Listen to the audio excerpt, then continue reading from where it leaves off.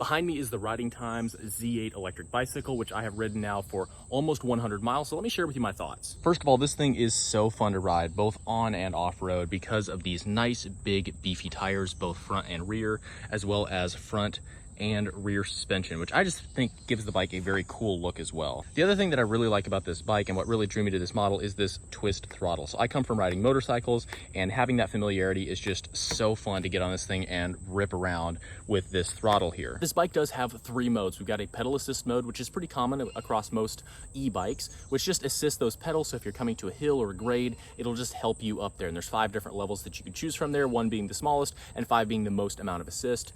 2, there is a throttle mode, as you can see there, with that twist throttle that I like so much, and so that will just give you a boost of speed, and you can ride it without pedaling, just using that, and really ride it like a motorcycle. The 3rd mode is probably the best of both worlds, and that is combining the 2. So you've got the pedal assist all the time in the background helping you, but then if you want that boost from the throttle, you can do that at any time, and that's the mode that I ride it in most of the time. Now, I'm about 6'2", 175 pounds, and I have no trouble riding this bike. It is plenty tall enough for me. In fact, this bike is probably a little taller than you are expecting, and this seat is very comfortable for me even after a couple hours of riding. As you can see, this is very wide and very plush. We also have a working headlight here, which I just think is pretty cool and adds to the whole dynamic of the bike. We've also got a rear tail light, and it also has working blinkers, which I just think is super cool. All in all, I'm so happy that I picked up this bike. It has been so fun, both on and off-road, which, as you can see, I'm on a dirt trail here, and this thing just eats up dirt trails because you've got so much power on tap with that throttle that you can adjust, and the suspension and knobby tires do so well off-road. It just makes this thing a blast,